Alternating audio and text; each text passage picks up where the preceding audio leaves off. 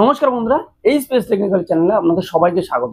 তো বন্ধুরা, তোমরা যারা ভাবছো যে ব্যাটারি চার্জার তৈরি করবে, তো বন্ধুরা ব্যাটারি চার্জার তৈরি করার আগে ব্যাটারি এবং ব্যাটারি চার্জার সম্পর্কে আমাদের ভালো করে জানা দরকার আছে। তো বন্ধুরা, এটা না জেনে যদি আমরা ব্যাটারি চার্জারটা তৈরি করি, সেক্ষেত্রে কি হবে বন্ধুরা, ব্যাটারি চার্জ দিতে গিয়ে দেখা যাবে কি হয় ব্যাটারিটা পুড়ে যাবে, নাহলে ব্যাটারি চার্জারটা পুড়ে যাবে। তো বন্ধুরা, সেক্ষেত্রে আমাদের এখানে 12-0-12 ট্রান্সফরমার নিতে হবে না 0-12 ট্রান্সফরমার নিতে হবে, এবং কত অ্যাম্পিয়ার আমরা ট্রান্সফরমার ব্যবহার করব, নাকি এখানে কত ডায়োড ব্যবহার করব, কত ক্যাপাসিটর ব্যবহার করব, নাকি ট্রান্সফরমার ছেড়ে দিয়ে আমরা সম্পূর্ণ সার্কিটে ব্যবহার করব।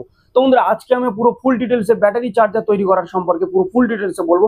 তো তোমাদেরকে একটাই কথা বলে, ভিডিওটা না কেটে বন্ধুরা সম্পূর্ণ দেখতে থাকো, তাহলে এই ভিডিওটা দেখার পর তোমরা নিজেরাও বাড়িতে বসে ব্যাটারি চার্জার বানাতে পারবে। তো বন্ধুরা, চলো আর না বেশি করে ভিডিওটা শুরু করা যাক।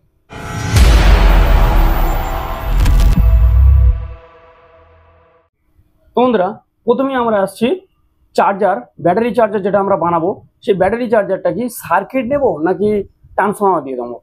তো বন্ধুরা, আমি তোমাদেরকে বলবো দু রকমই এখানে প্রক্রিয়া আছে, এক সার্কিট একটা ট্রান্সফরমার। ওকে, তো সার্কিট নিলে বন্ধুরা কোনো গ্যারান্টি ওয়ারেন্টি কোনো কিছু থাকবে না। যে কোনো মুহূর্তে, মানে ধরুন আজকে কিনে এনেছো, 2-4 দিন পরে হয়তো দেখা যাচ্ছে খারাপ হতে পারে, বা একটা সার্কিট দেখা যাচ্ছে 5 বছর চলতে পারে। তো এর কোনো গ্যারান্টি কোনো ওয়ারেন্টি কিছু নেই, কোনো ভরসাও নাই। ঠিক আছে, তো বন্ধুরা আমার মনে হয়, আমার ব্যক্তিগত অভিজ্ঞতা থেকে বলছি, সার্কিট না নেওয়াটাই ভালো।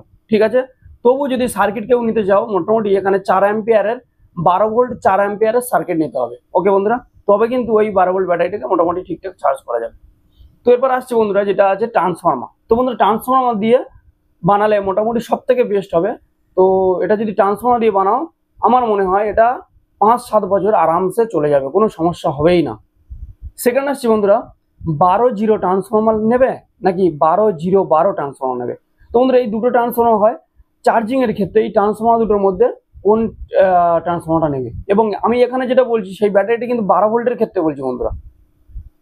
তো এই 12 ভোল্টের ক্ষেত্রে এই দুটো ট্রান্সফরমার মধ্যে কোনো ব্যাপার নেই, যে কোনো একটা ট্রান্সফরমার নিতে পারো, এর মধ্যে কোনো ব্যাপার পড়বে না, মানে কোনো সমস্যা হবে না। মেন সমস্যা হবে যেটা, সেটা আমি তোমাদেরকে বলবো। তো বন্ধুরা, 3 নম্বর পয়েন্ট আসছে সেটা হচ্ছে অ্যাম্পিয়ার। হ্যাঁ বন্ধুরা, এখানে অ্যাম্পিয়ার কিন্তু খুব ডিপেন্ড করে, কারণ যদি আমি এখানে 1 অ্যাম্পিয়ার ট্রান্সফরমার নিই, কিন্তু এই ব্যাটারিটাকে চার্জ করতে অনেক সময় লাগবে, এবং যদি 2 অ্যাম্পিয়ার ট্রান্সফরমার নিই তার থেকে আর একটু কম লাগবে। কিন্তু এখানে সব থেকে বেস্ট, মানে একটা ব্যাটারি চার্জ করার জন্য এই ব্যাটারি মোটামুটি 3 অ্যাম্পিয়ার ট্রান্সফরমার নিলে সব থেকে বেস্ট। 4 থেকে 5 ঘন্টার মধ্যে চার্জটা কমপ্লিট করে দেবে এবং কোনো সমস্যাই হবে না। ঠিক আছে বন্ধুরা, এরপর আসছি 4 নম্বর যেটা আছে ডায়োড। তো বন্ধুরা, ট্রান্সফরমারের সঙ্গে সঙ্গে কিন্তু ডায়োডেরও প্রয়োজন আছে। তো বন্ধুরা, এর কারণ দেখুন বন্ধুরা, ট্রান্সফরমার কিন্তু এসি সাপ্লাই করে, মানে ধরুন ট্রান্সফরমার একদিকে আমরা ইনপুট করছি 220 থেকে 230 ভোল্ট, এবং অপর দিকে বেরোচ্ছে 12 ভোল্ট এসি এবং 0 ভোল্ট। ওকে, তো আর 12-0 ক্ষেত্রে 12-0-12 ক্ষেত্রে কি হয়, একটা 12 ভোল্ট বেরোচ্ছে এসি, আর একটা 0 ভোল্ট বেরোচ্ছে, আর একটা হচ্ছে কি আবার 12 ভোল্ট একটা এসি বেরোচ্ছে। ওকে বন্ধুরা, তো এখানে বন্ধুরা কি ট্রান্সফরমার কিন্তু প্রত্যেকটার ক্ষেত্রে এসি সাপ্লাই করে, এসি ইনপুট করে, এসি আউটপুট করে। ওকে, কিন্তু বন্ধুরা আমাদের এই ব্যাটারিটাকে চার্জ করতে গেলে ডিসি প্রয়োজন। তো বন্ধুরা, সেক্ষেত্রে আমাদের কিন্তু ডায়োড দিতেই হবে। এই একটাই কাজ করতে পারে, সেটা হলো কি ডায়োড। ডায়োড কিন্তু ফিল্টার করে এসি ভোল্টেজটাকে ডিসি ভোল্টেজে রূপান্তরিত করতে পারে। ওকে বন্ধুরা, এবার হচ্ছে কি ডায়োড আমরা এখানে কত অ্যাম্পিয়ার নিতে পারি। তো আমরা যদি এখানে 3 অ্যাম্পিয়ারের ধরুন ট্রান্সফরমার নিয়েছি এবং ডায়োড নিচ্ছে 1 অ্যাম্পিয়ার, দেখা যাচ্ছে কি কিছুদিন পর এই ডায়োডটা কিন্তু অটোমেটিক দেখা যাচ্ছে পুড়ে যাচ্ছে এবং হিট হয়ে নষ্ট হয়ে যাচ্ছে। ওকে বন্ধুরা, তো বন্ধুরা সেক্ষেত্রে আমি তোমাদেরকে বলবো, এই ডায়োডটা 3-4 অ্যাম্পিয়ার মোটামুটি দাম আছে 5-7 টাকা।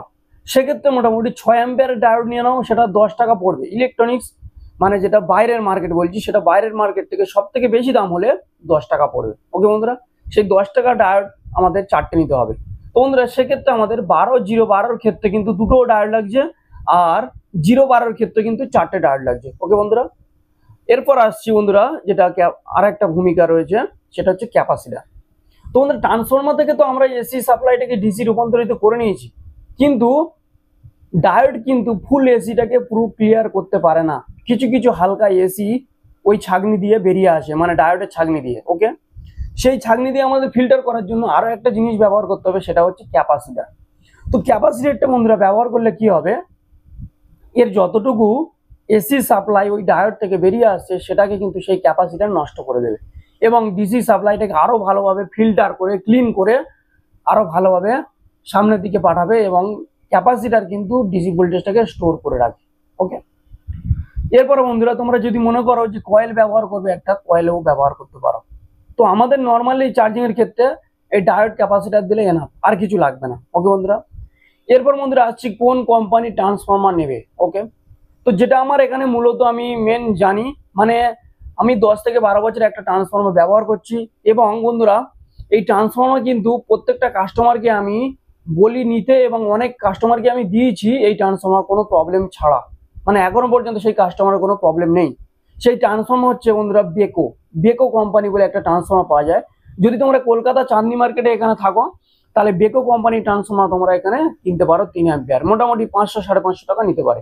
কিন্তু বন্ধুরা যে জিনিসটা তুমি বানাবে না, সেটা একদম তোমার কথা বলে যাবে, মানে যতদিন পর্যন্ত তুমি চার্জ দেবে কোনো সমস্যা ছাড়াই, আমি একদম গ্যারান্টি দিয়ে বলতে পারি। মানে এটা অবশ্যই ট্রান্সফরমার তোমার সঙ্গে কথা বলবে, আমি বলতে পারি এটা। তো বন্ধুরা যাই হোক, তোমরা মোটামুটি কোম্পানিটাও জেনে গেলে আর কিভাবে বানাবে সেটা জেনে গেলে। তো তোমরা যদি মনে করো যে এই ব্যাটারিটাকে, মানে ব্যাটারি চার্জিং এর জন্য ট্রান্সফরমারটা তৈরি করে আমাকে দেখাতে হবে, তো তোমরা অবশ্যই বন্ধুরা আমাকে কমেন্ট করবে। তো আমি নেক্সট ভিডিও তোমাদের এই ব্যাটারি ট্রান্সফরমারটাকে তৈরি করে আমি দেখাবো।